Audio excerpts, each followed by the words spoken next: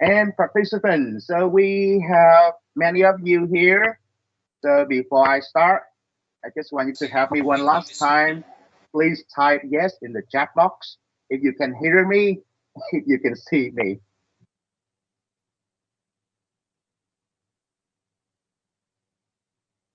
Okay, ladies and gentlemen. Okay, thank you. Okay, that's great. Love it. Thank you. Okay, so everything is smooth for now. Absolutely amazing. Thank you. Thank you. Have a nice day, everyone.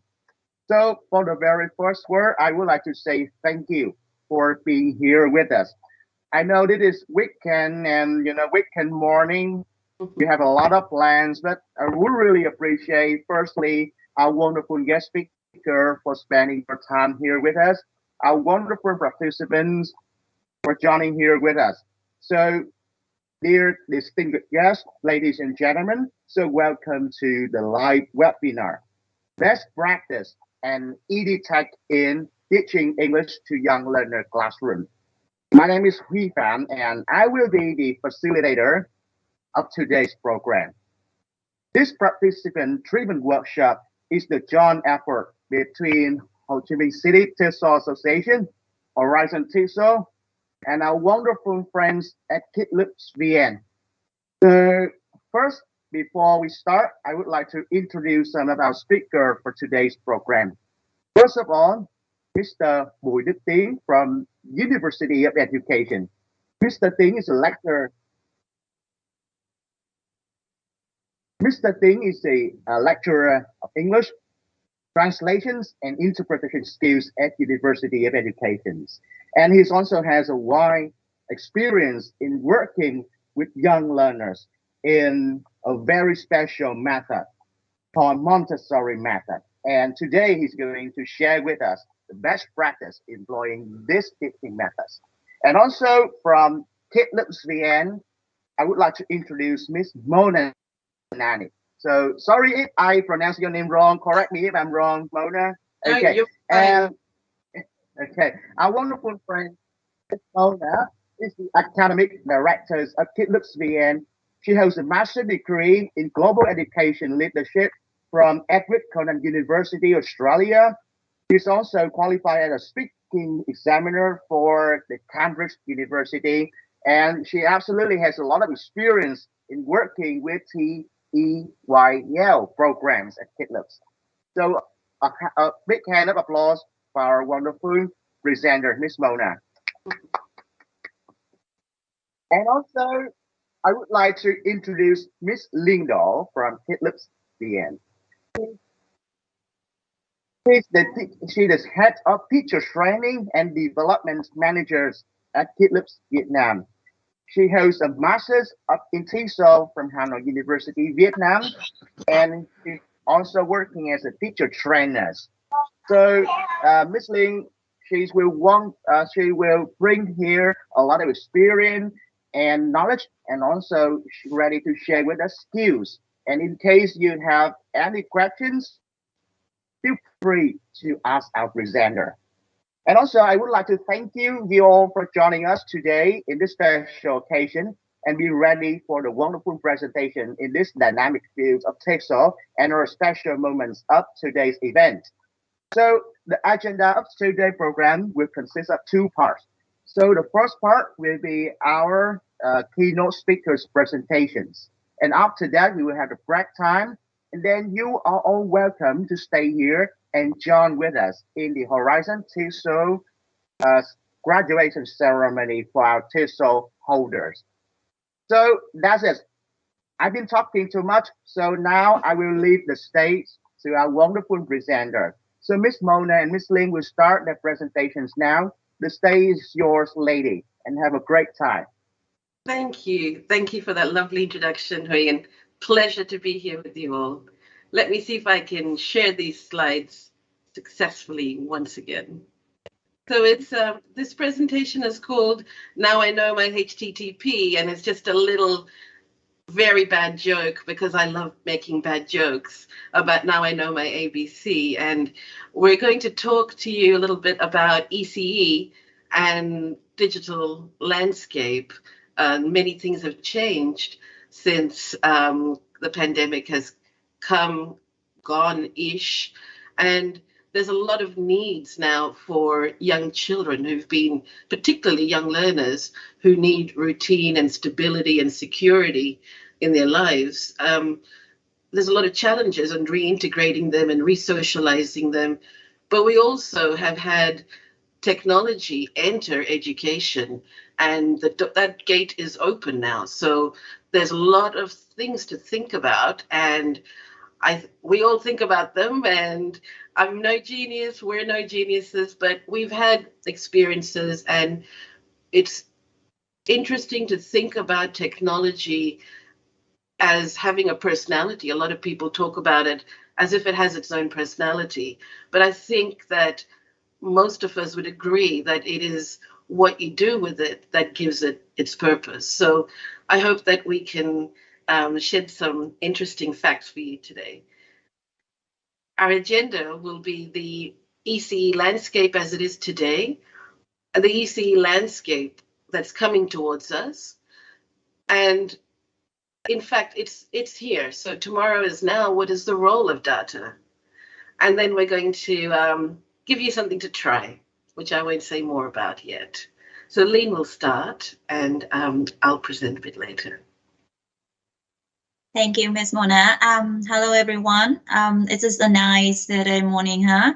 So it is our honor to be sharing with you some information about the new kinds of learning here. So before I start my sharing, let's look at the screen.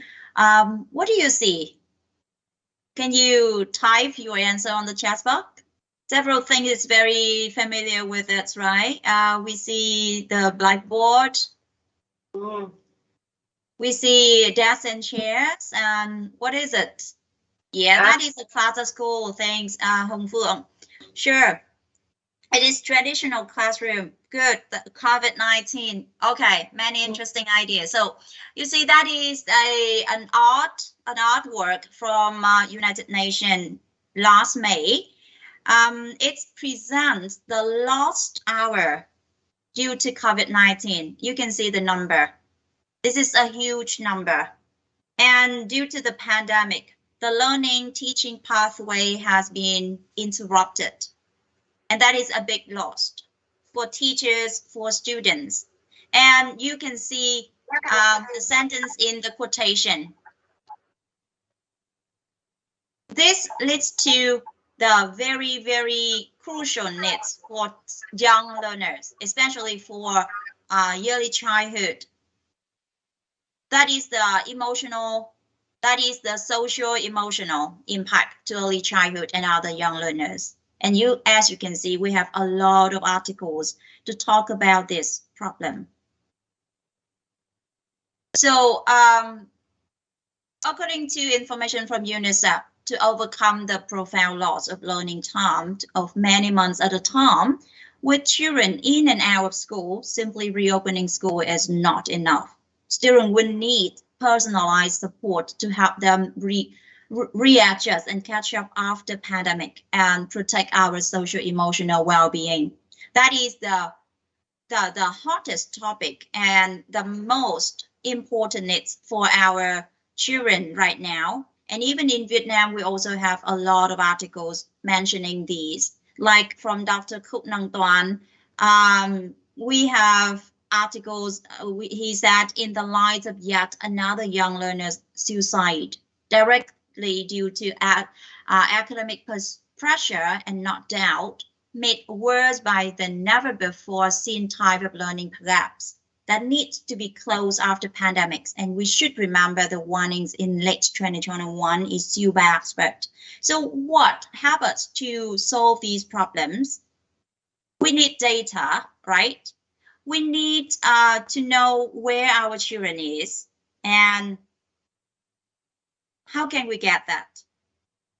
So data is a very important things and factor to help teachers know what we can do for our students. With small data and big data, can you tell me what do you think about data and small or big data? So as you can see, data is helping us understand the attitude and emotion behind the behaviors, right? For example, when you look at your children at school or in the class, you can see whether the kids is happy or sad. What is happening to them? How do they feel? Bit by bit, day by day, lesson by lesson, you can have the collection of data, and using these data, using your knowledge and your pedagogy skills, you can analyze your students. But with just a small number of data or with the huge workload, you need the tool to help you, right? We need the big data. So what is the big data and where can we get it? The big data is a full picture of your students from day 1 to day 2, and then the last day of the course or the last day of the school year, you will see the whole picture. This big data plus with your small data during your personal experience, daily teaching day, it will help you to understand the human action and behaviors better. So the power of data can drive large scale of information. So due to these needs of our society, with the 2 years of school closure, COVID brink, we have a lot of documents from our government, from the MOAT, to give us the hint, the green light to go further with the transformation. As you can see here, I would like to share with you 2 important documents. The MOAT issued last year. It will help us to have more power, and that is a good guidelines to move to the transformation in education. Okay, can you move? So I got a lot of questions like, what do you mean by transformation in education? Can you look at the picture? What do you think about this? Can you type in the chat box? What do you think about these pictures? To keep kids enjoying some outdoor activities.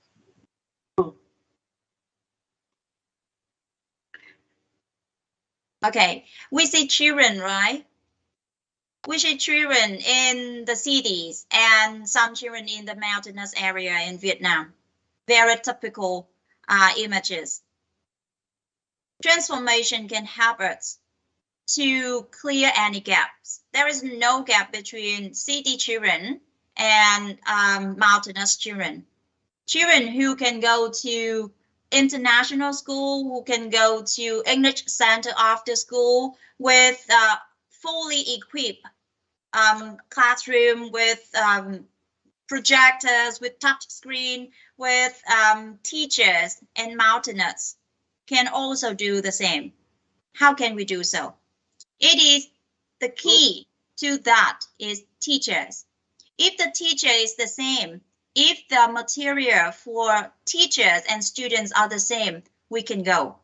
But how can we make that equal for every children, for every teachers, no matter where they are? There is no distance, there is no difference between the geographic place they are living. So we need that. Yeah, thank you about what transformation means, how we change the learning environment, pedagogy methods, and engagement of technology. Correct. So here you can see in my screen. Now I know my HTTP. You can see some circles here. We have digital, we have teachers, we have data, and we create the learning materials. We create the learning atmosphere, and it will happen everywhere. So that is the very, very good context for us, especially after 2 years we are attacked by COVID, by the pandemic, or who knows, maybe another things will interrupt our teaching and learning pathway again. What is the solution? How can we prepare to make sure that there is non-stop learning process with teachers and students. So the next part of our presentation going to be, now I know my HTTP and the power of data, who will give us maximize our blended model design, our learning and teaching experience. So over to you, Ms. Mona. Thank you, Teyl. You know, big data is called that for a reason, right?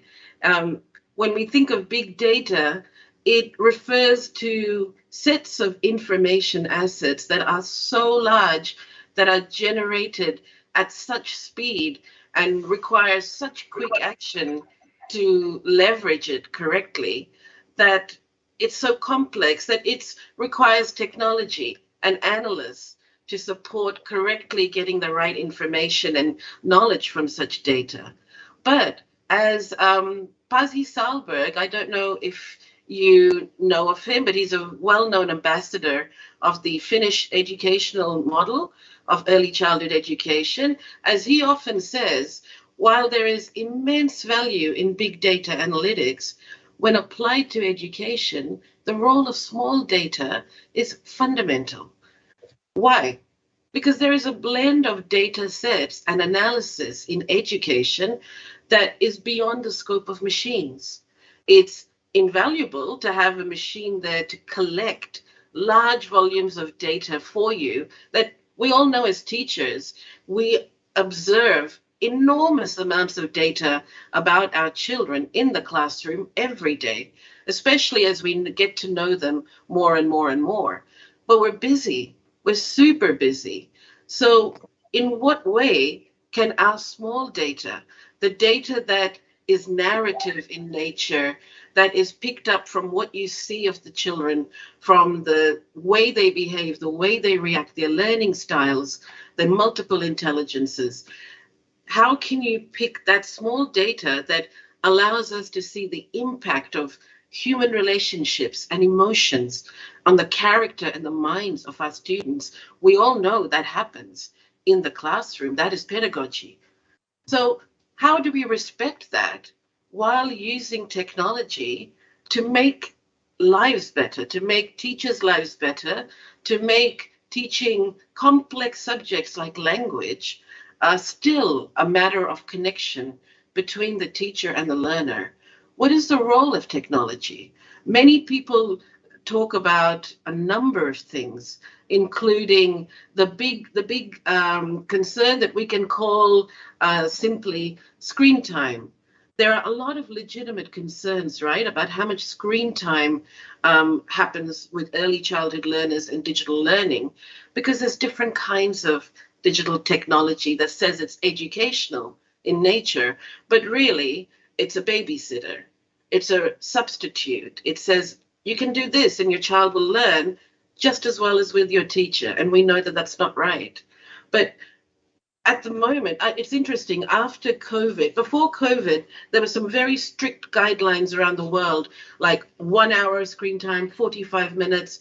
Now, I think it's a combination of Industrial Revolution 4.0 and all the things that are coming towards us with the Internet of Things and big data and machine learning. But it's also the pandemic. So people have stopped talking about screen time. They accept that this is a reality. But the point is, we're in a world where devices are everywhere. It matters just as much how that screen time is spent, as well as the length. Worldwide, there's no accepted consensus anymore. The World Health Organization says, okay, maybe 1 hour of screen time for children under the age of 5. But the Royal Council of Pediatrics and Health in the UK says in today's world, screen time is just becoming time.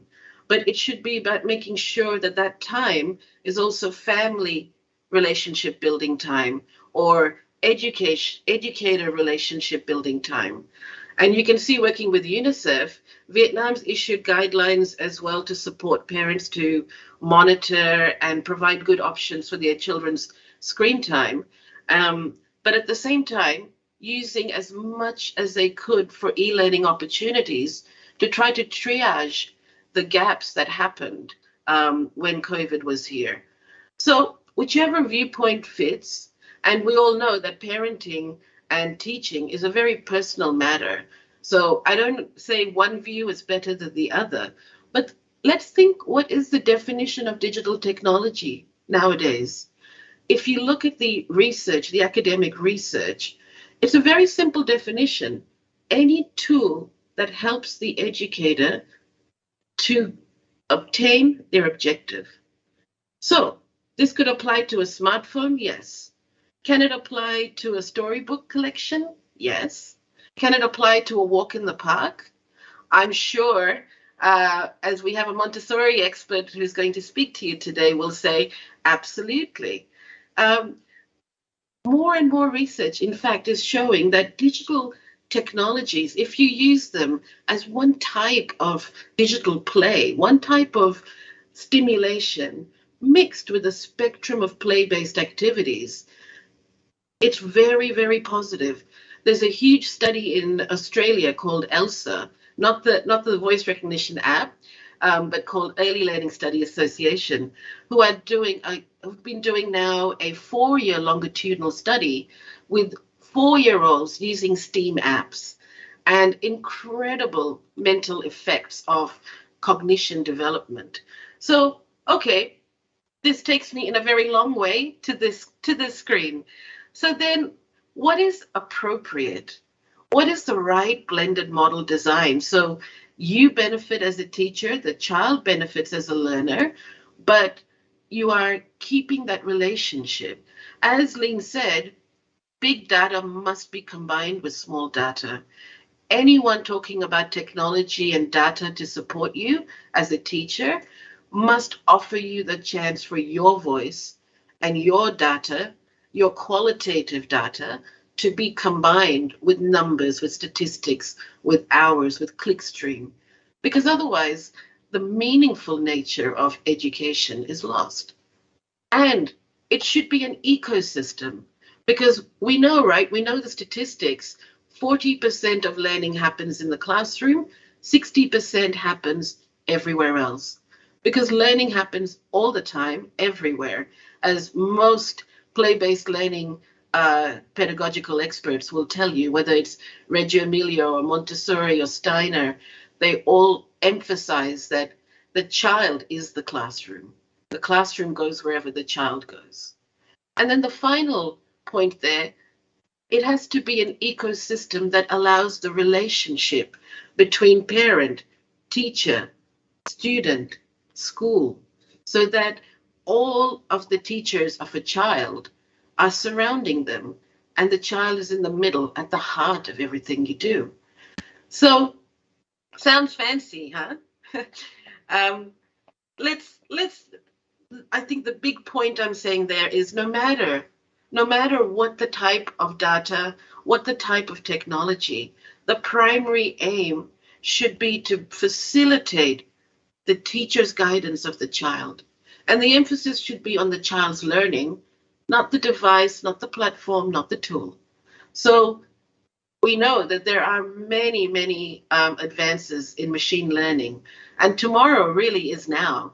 And we have seen that in other industries with the advent of Industrial Revolution 4.0. Some people are saying we're now at Education 5.0. What does that look like then?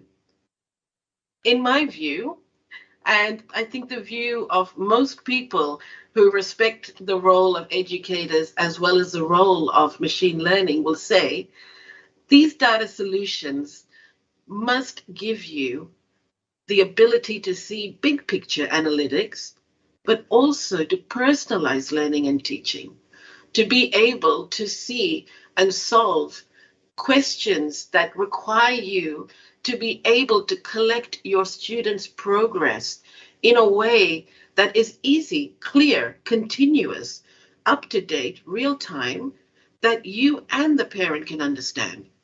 So a world in which pedagogy is respected, but it's not a blocker.